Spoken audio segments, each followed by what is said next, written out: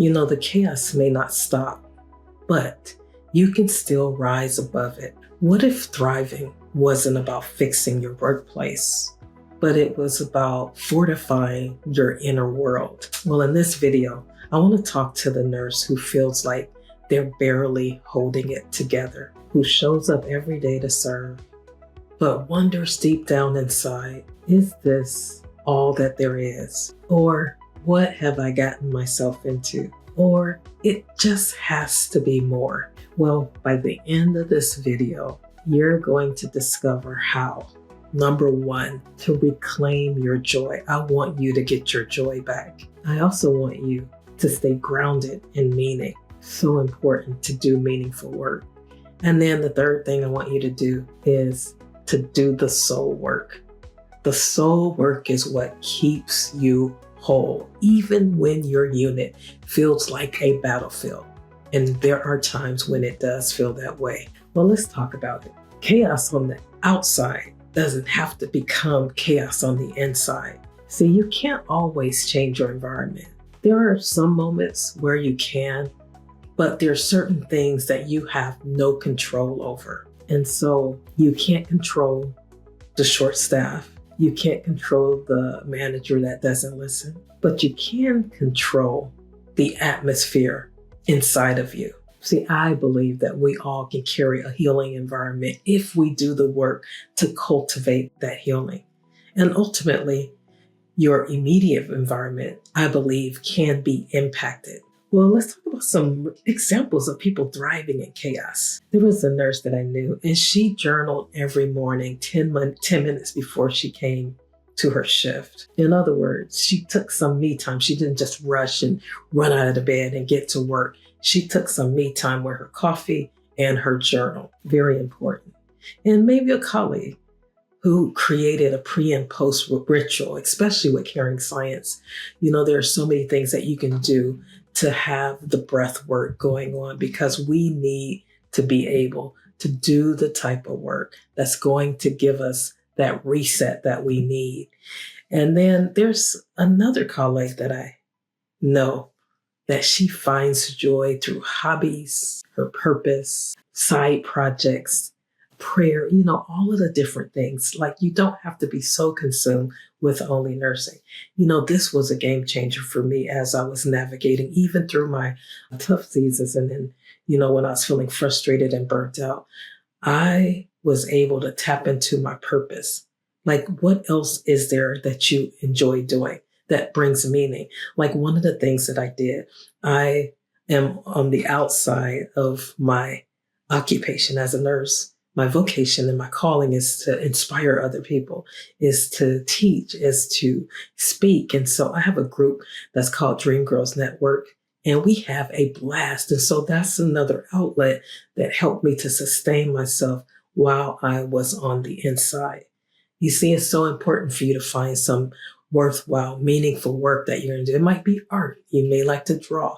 You may just like to sit in nature. You may just like silence, or you may like to just kick it with your family. Whatever that is for you, you want to make sure that you're doing something outside of the chaos, because the chaos is going to be chaos. It's not chaos all the time, but a lot of times it is. So you have to think about outside projects, outside things, your purpose, your calling, those types of things that will always bring you meaning and joy and help you to ground yourself. So here's my question to you. What are you doing to return to yourself after the shift? See, that's the important part, because if you're not doing anything to return to yourself, then guess what? You're constantly being depleted. And then you go back to work, and then you're going to be depleted again. And so that's why it's so important to intentionally, deliberately, and on purpose do something that's meaningful to you on the outside of work. Now, let me get into some of the acronym from my heart framework. Resilience. I talked about resilience a little bit last time. Build practices that fill you up. I love things that fill me up, and me touching other people's lives fills me up. You see, resilience is built outside the shift, not inside. Thriving doesn't start in the workplace. It starts with what you're doing outside of it. That's where your roots grow, on the outside. So don't wait to come in and try to be resilient when you get there. No, you have to be resilient before. I shared before, I'm a heart math trainer, and I love their definition of resilience. And resilience is the capacity to prepare for, recover from, and adapt in the face of opposition, stress, adversity. So you see, there's three parts that you have to prepare for it. And to me, that's like the most important part. I was able to navigate and be positive and truly love people because I did the work on the outside. And so the work on the outside, meaning the work outside of work, because the inner work that we have to do is so critical for us to be our best authentic self. I was able to love fully my team. I was able to touch the patients, touch the parents, because of that work that I did on the outside and my love for humanity. So thriving doesn't start in the workplace. It absolutely starts on the outside. And I wanted to just reiterate that. Now, let me give you a little tool. It's called the joy routine.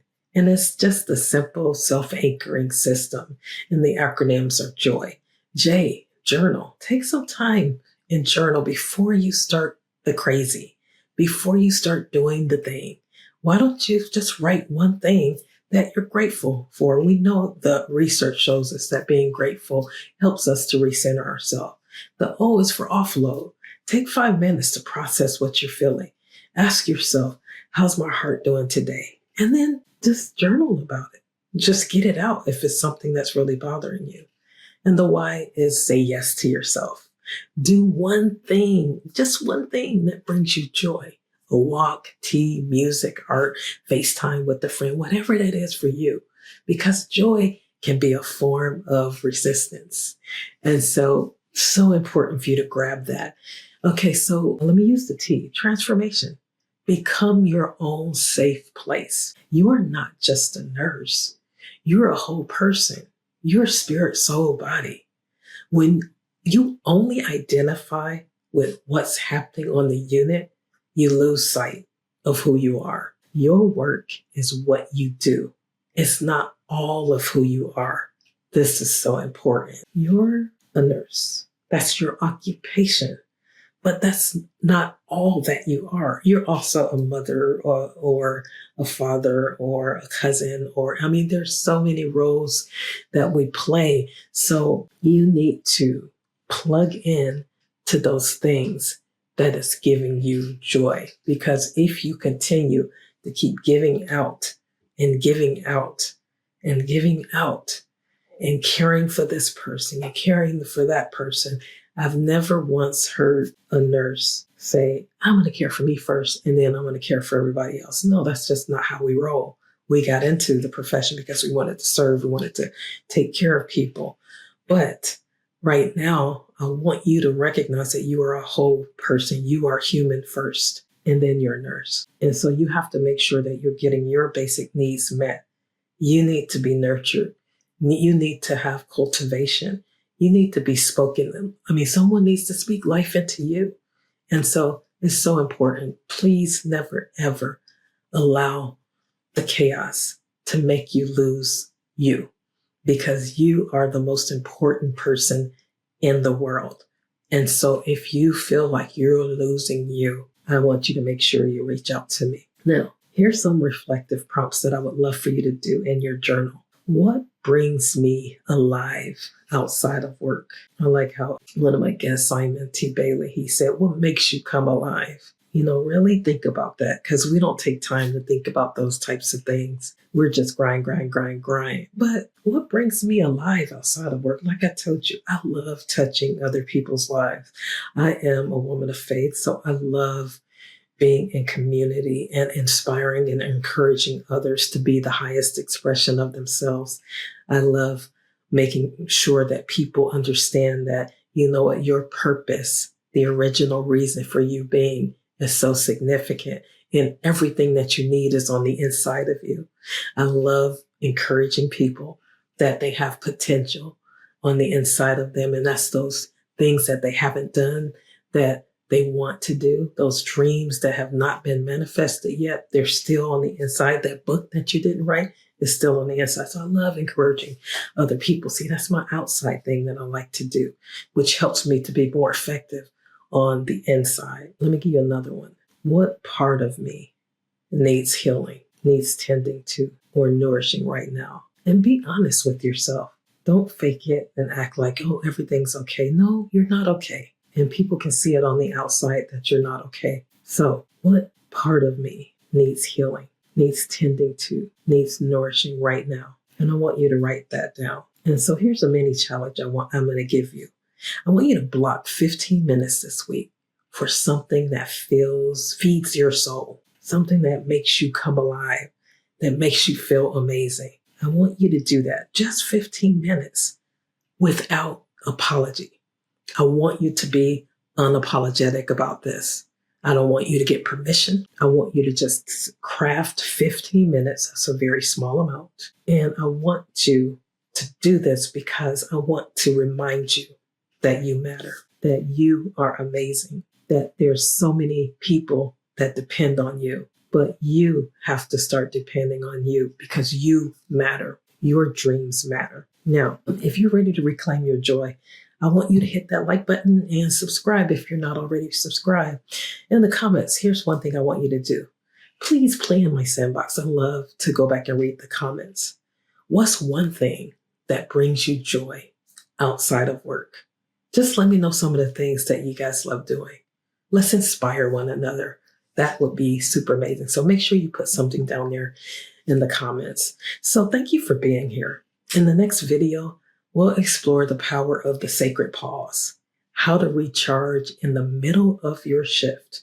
And always remember that transformation starts from the inside out and that thriving isn't a destination. It's a daily decision to come back to yourself. And I urge you to come back to yourself. There's someone out there that has been lost, that has shut down. And I'm speaking to that person, and I want you to come back to yourself because you are so valuable. And so put in the comments, that's me. If you're needing a little extra, I would love to connect with you. So what have we done today? You should be able to walk away with a mindset that chaos doesn't have to define your internal state. Joyful self-care practice called the joy routine. You've learned about the permission to prioritize yourself outside of work and some language and tools to build inner resilience and the reflection question to reignite your passion and your purpose. Thank you so much for listening, and I'll see you next time.